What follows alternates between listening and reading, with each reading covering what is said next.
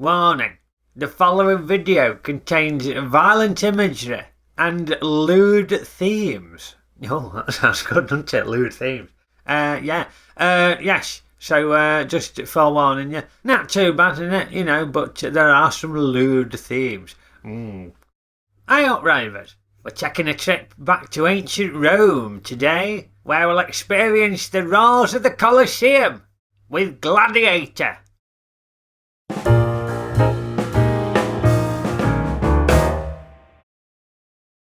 Well, we haven't seen a sword and sandal epic for years, not that I can remember.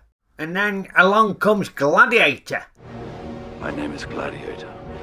Yes, Russell Crowe plays Max Gladiator, a former Roman general. And you can tell he's an important general because of his impressive helmet. Yeah, look at his plumage there. Much bigger than the other blokes, ain't it? It must be a symbol of his prowess as a warrior. Probably the ancient Roman equivalent of Ian Botham's mullet in the 1980s. But he's also a very popular general. His soldiers love him and he inspires loyalty from them. He wouldn't ask them to do out, he wouldn't do. He'll go into battle alongside them, and get stuck in that. The complete opposite to Commodus, who is the heir apparent to become ruler of Rome. He conveniently turns up when the battle's finished, and you can tell Crowe, he don't like him, no. And he's a wronger. He's got these sunken eyes that make him look very shifty. And he'll practice his flashy sword fighting, but he won't go into battle alongside the regular soldiers. And he wants to have it off with his sister. And he's got this weird thing going on with his top lip. Yeah, I don't know what's all that about, yeah. But worst of all, he murders his dad, Emperor Marcus Aurelius, by suffocating him in front of a statue of David Bellamy.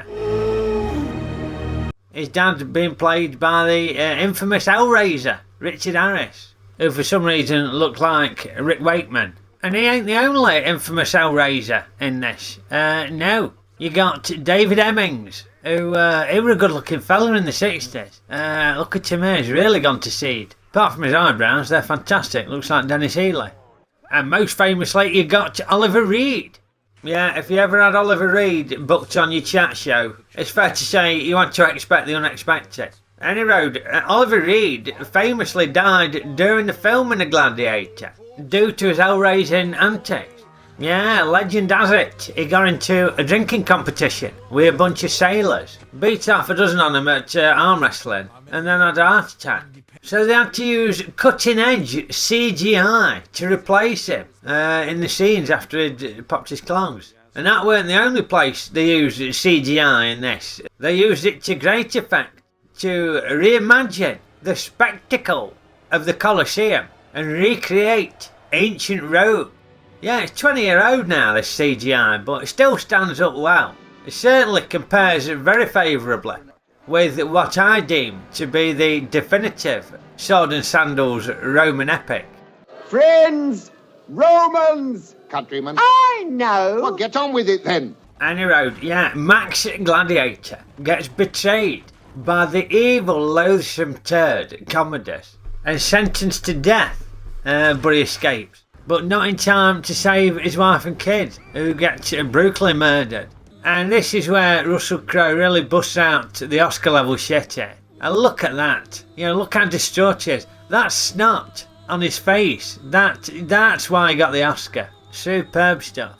Anyway, Max becomes enslaved and sold off to a gladiator school that's run by Oliver Reed. I shall be closer to you for the next few days, which will be the last of your miserable lives, than that bitch of a mother that brought you screaming into this world. Yeah, he needs to work on his man management skills, doesn't he? That ain't the most inspiring team talk. Anyway, thanks to his experience as a Roman general, Max is a brilliant gladiator and he's superb at murdering people. Although he does seem resentful of the fact he's forced to do it. Are you not entertained? Are you not entertained? Yeah, he sounds a little bit like Graham Taylor there, doesn't it? Do I not like that? But the wise-old guru, Oliver Reed, offers him some words of wisdom. I wasn't the best because I killed quickly. I was the best because the crowd loved me. Yes, very wise words. Advice that is just as relevant for your modern day gladiator? I'm an entertainer. My job is, people pay money to come through to watch me play cricket. That is flattering anyway, that people come through and do that. But if you can entertain them and give them value for money, surely you're making a contribution to society. And Max makes an invaluable contribution to society through entertaining the masses in the Colosseum by brutally murdering loads of folk and some animals. And he capitalises on his popularity to turn the public opinion against the evil loathsome turd Commodus. And it's a classic tale of the good guy seeking revenge over the bloke who wronged him. And I will have my vengeance, in this life or the next. Now, what with the success of Gladiator, it spawned loads of other sword and sandal stuff, didn't it? For example, you had Troy with Brad Pitt as Achilles. Weren't a massive fan of that. I didn't think Brad Pitt were a plausible Achilles. He looked too much like a pretty boy, do you know what I mean? Instead of being rugged. Is there no one else? Well, I think there was somebody else. I think they could have got somebody better to play Achilles. Is there no one else? Well, yes, I've got just the fella in mind. Yeah, he's Achilles incarnate, ain't he? Both of them. Have it. What about that? Anyway, he also had 300 about the Spartans with that Scottish bloke as the head Spartan. Could never understand what he's saying. This is Sparta! Yeah, this is Sparta. Can't understand it. And this took the CGI to another level, didn't it, this? They were all blooming CGI. And then off the back of this, they had that Spartacus. I'm Spartacus! I'm Spartacus. No, not the classic Spartacus. Incidentally, I've always thought that this bloke who comes up any second looks like Peter Butterworth. Yeah, there you go.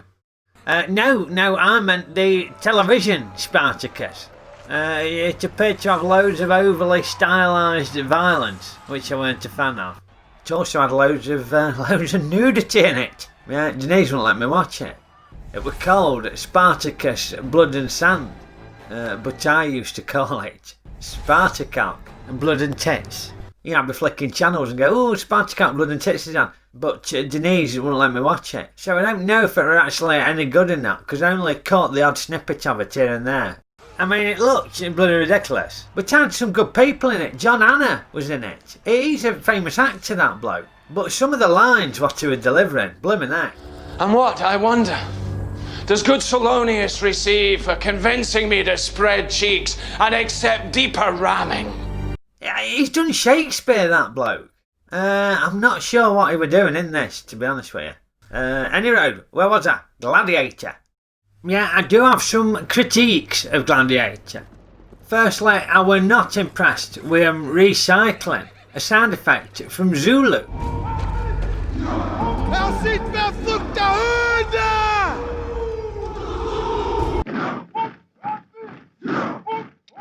I didn't get why they did that. I thought that was stupid. It took me out of the movie.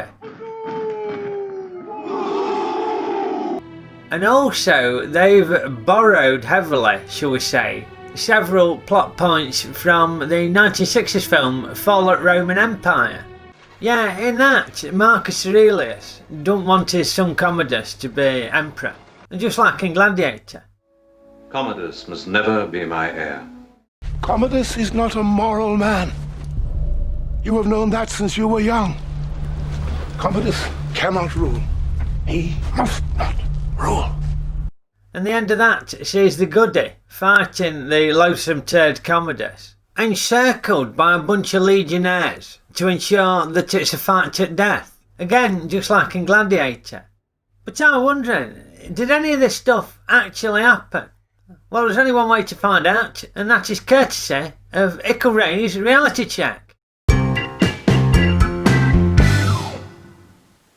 So, Ickle, Afternoon, Raymundo. Yeah, thanks for coming. Did Marcus Aurelius not want Commodus to be emperor? And did Commodus do him in? Well, no, that weren't correct. In reality, Commodus became joint emperor with his father Marcus Aurelius from 177 AD until Mr. Aurelius' death in 180 AD. Oh, but did he get done in, surrounded by a bunch of legionaries with shields, courtesy of Max Gladiator? No, that didn't happen either, although he were assassinated in 192 AD. Yeah, his personal trainer strangled him in his bath. Oh, right. But something that were apparently true to life is that Commodus were a bit of an arsehole. For example, he loved his gladiatorial combat and would often fight and kill exotic animals in the arena, to the disgust of the Roman people. Oh, bloody hell. Yeah, so you're an arsehole then. Well, it won't be on my Christmas card list now. So, on to Ray's ratings. This film had a lot of hype, and I love a good historical epic. So I were expecting something very good. I were expecting a 4-star film. Yeah. And this did not disappoint. No. Despite my criticisms, I thought it was terrific. Yeah, very good, it's very good. So I am rating Gladiator as a 4-star film. Well, the historical inaccuracies did not hamper my enjoyment at film. No. And the portrayal of Commodus as a nasty piece of work does seem to have a degree of accuracy there. For example, at one of the games, he decapitated an ostrich. Oh, decapitated an ostrich. Oh, what a loathsome turd. Yeah, Okay, yeah. You can't imagine Ian both of them decapitating an ostrich, can you? No. Although I can picture him ripping emu's head off. Oh yeah, fair point.